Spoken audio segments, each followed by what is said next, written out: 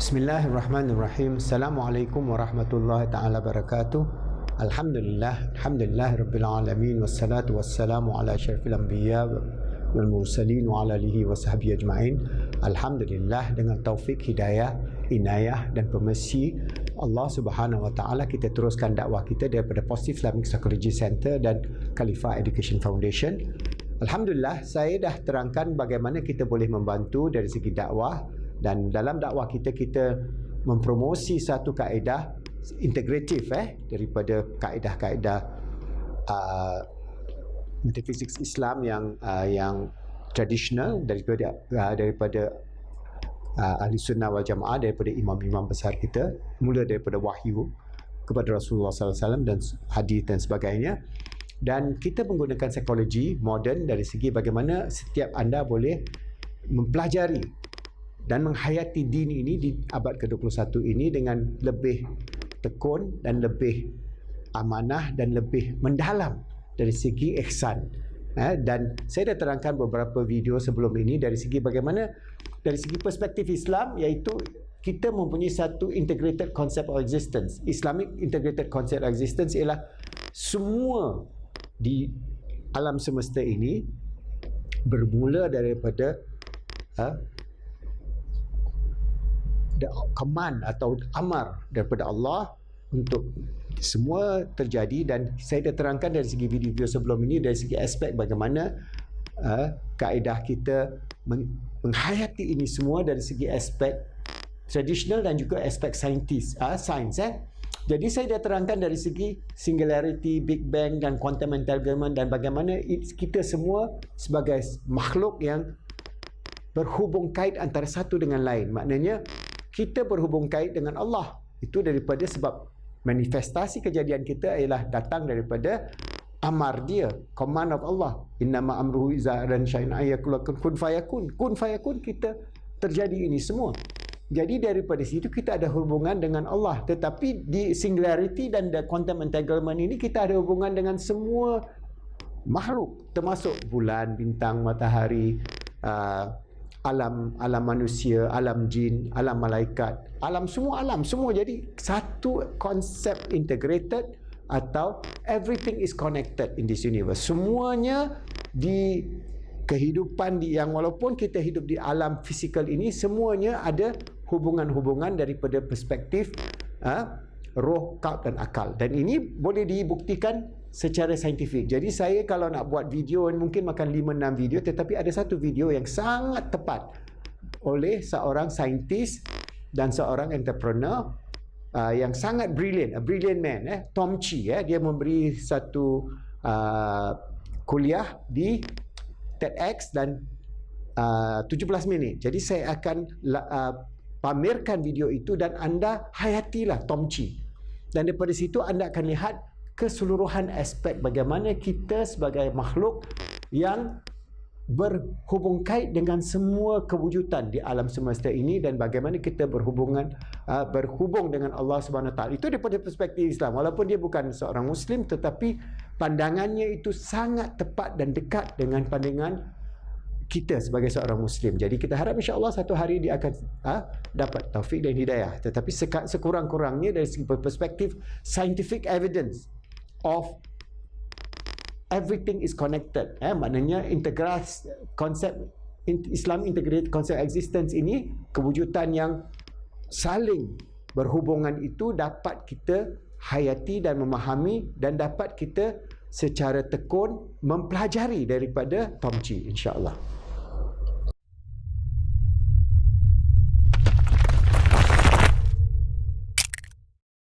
Hello.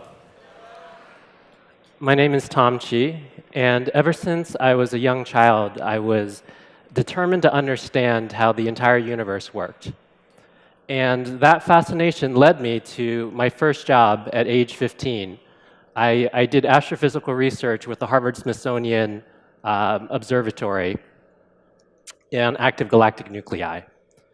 Now, years after being a scientist and astrophysicist, I slowly kind of matured out of that and entered the world of people. And it actually turns out that the world of people is way harder to understand than the entire universe.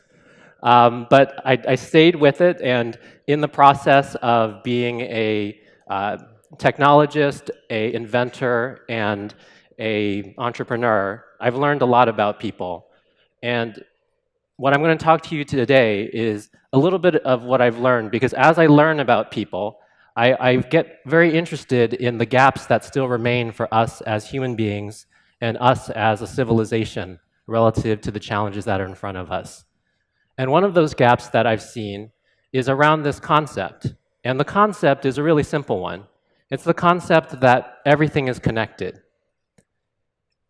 You've probably heard this many, many times, in fact. It's an element of almost every spiritual tradition of humankind throughout all of history.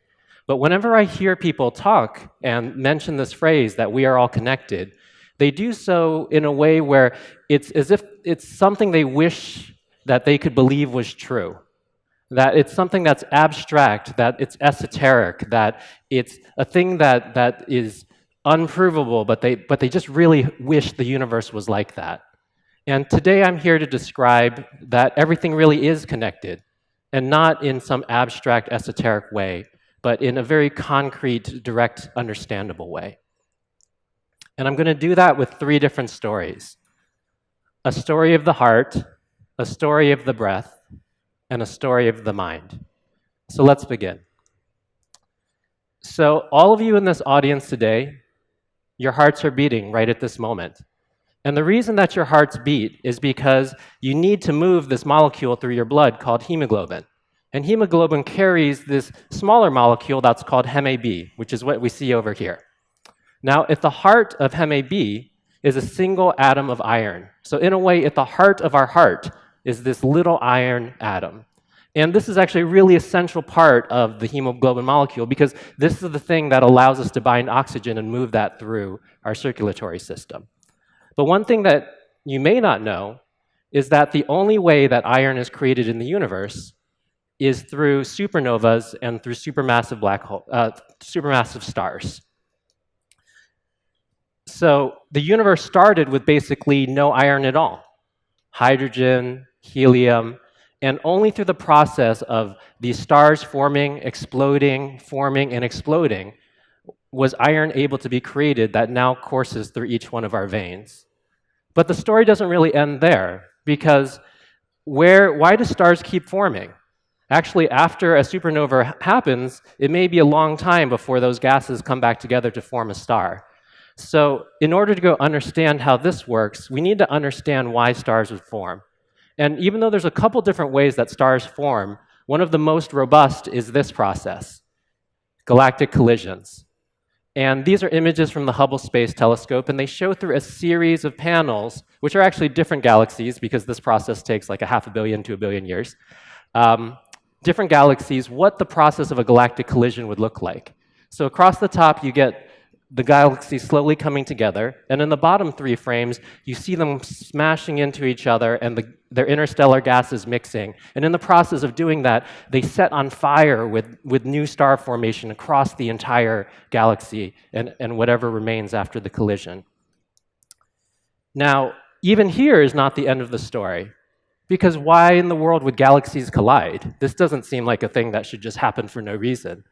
So to understand this, we're going to need to scoot back way, way more.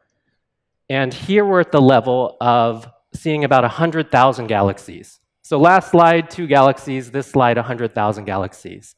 Every one of these dots here is a galaxy that is in our supercluster. And we're that red dot over there, where it says you are here. And these glowing lines are not galaxies. These glowing lines are the trajectories that these galaxies are going to take through gravity over the coming billions of years, in this beautiful gravitational dance of all these galaxies swirling together in a gravitational structure that we call Laniakea, which in Hawaiian means the immeasurable heaven. And it's this process, the gravitational dance of 100,000 galaxies swirling together, which drive the process of galaxies colliding, which drive massive star formation, which drive the process of creating the iron that courses through each one of our veins with every heartbeat. And in this way, every one of our heartbeats is connected. Now we're going to move to a second story, and this story is about breath.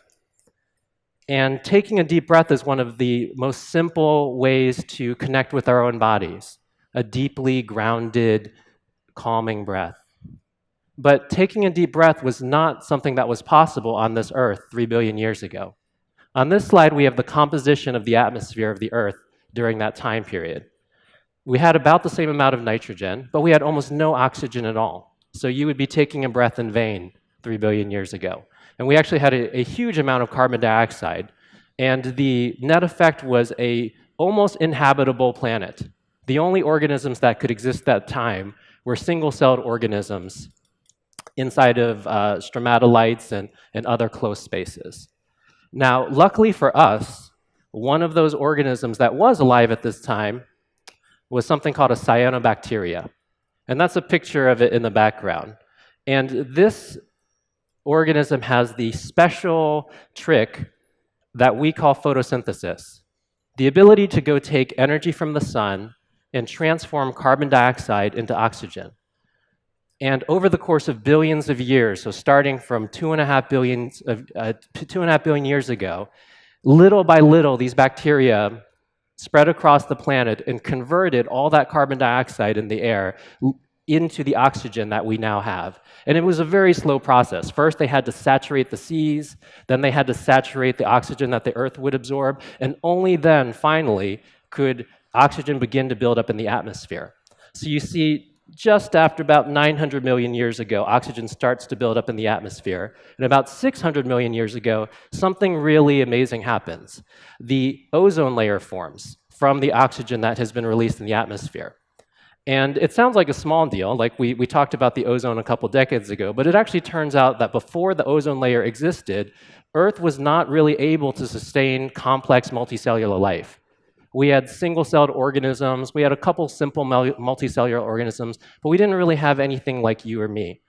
And shortly after the ozone layer came into place, the Earth was able to sustain complex multicellular life. There was a Cambrian explosion of life in the seas, and the first plants got onto land. In fact, there was actually no life on land ahead of that. Another way to go see this is kind of a chart of pretty much most of the animals that you guys are familiar with, and right at the bottom in time is the formation of the ozone layer. Like nothing that you are familiar with today could exist without the contributions of these tiny organisms over those billions of years. And where are they now? Well, actually, they never really left us. The direct descendants of the cyanobacteria were eventually captured by plants, and they're now called chloroplasts. So this is a zoom in of a plant leaf, and we probably ate some of these guys today, where tons of little chloroplasts are still trapped in contributing photosynthesis and making energy for the plants that continue to be the other half of our lungs on Earth. And in this way, our breaths are very deeply united. Every out-breath is mirrored by the in-breath of a plant, and their out-breath is mirrored by our in-breath.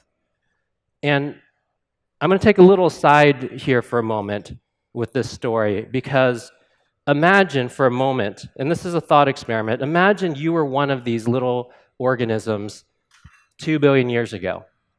You might be born, you live a couple weeks, you die, and you kind of feel like, well, nothing really changed. I mean, I had no purpose in this life. Like, the world I came to is exactly the same as the world that I left. But what you wouldn't have understood is that every breath that you took contributed to the possibility of countless lives after you, lives that you would never see, lives that we are all a part of today. And it's worth thinking that maybe the meaning of our lives are actually not even within the scope of our understanding, because it's true of every one of these organisms, and it may also be true of us. Last story of connection is the story of the mind. And this is not our minds are all connected in some psychic way or some scientifically unexplainable way. I'm going to explain the connection of the mind through the simple story of this instrument. This is a piano, and I have actually a good relationship with pianos. Thanks, Mom. She gave me piano lessons very early. I think you have to if you're Asian. But A beautiful thing about this instrument is it is so nuanced and so textured and so complex, and so much beauty can be created from it that people can make an entire career, they can make an entire lifetime out of playing this instrument. Professional musicians, concert pianists get to know this instrument deeply, intimately, and through it they're able to create with sound in a way that just dazzles us and challenges us and deepens us. But if you were to look into the mind of a concert pianist and you used all like the modern ways of imaging it, an interesting thing that you would see is how much of their brain is actually dedicated to this instrument. The ability to coordinate 10 fingers, the ability to work the pedal, the feeling of the sound, the understanding of music theory, all these things are represented as different patterns and structures in the brain. And now that you have that thought in your mind, recognize that this beautiful pattern and structure of thought in the brain was not possible even just a couple hundred years ago, because the piano was not invented until the year 1700. This beautiful pattern of thought in the brain didn't exist 5,000 years ago. And in this way, the skill of the piano, the relationship to the piano, the beauty that comes from it was not a thinkable thought until very, very recently in human history. And the invention of the piano itself was not an independent thought. It required a depth of mechanical engineering. It required the history of stringed instruments. It required so many patterns and structures of thought that led to the possibility of its invention and then the possibility of the mastery of its play. And it leads me to a concept I'd like to share with you guys, which I call the palette of being. Because all of us are born into this life having available to us the experiences of humanity that has come so far. And we typically are only able to paint with the patterns of thought and the ways of being that existed before. So if the piano and the way of playing it is a way of being, this is a way of being that didn't exist for people 5,000 years ago. It was a color in the palette of being that you couldn't paint with. Nowadays, if you're born, you can actually learn this skill. Nowadays, if you're born, you can learn to be a computer scientist, another color that was not available just a couple hundred years ago. And our lives are really beautiful for the following reason. We're born into this life. We have the ability to go make this unique painting with the colors of being that are around us at the point of our birth. But in the process of life, we also have the unique opportunity to create a new color.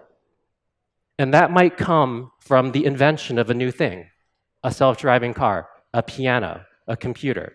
It might come from the way that you express yourself as a human being. It might come from a piece of artwork that you create. Each one of these ways of being, these things that we put out into the world through the creative process of mixing together all the other things that existed at the point that we were born, allow us to expand the palette of being for all of society after us.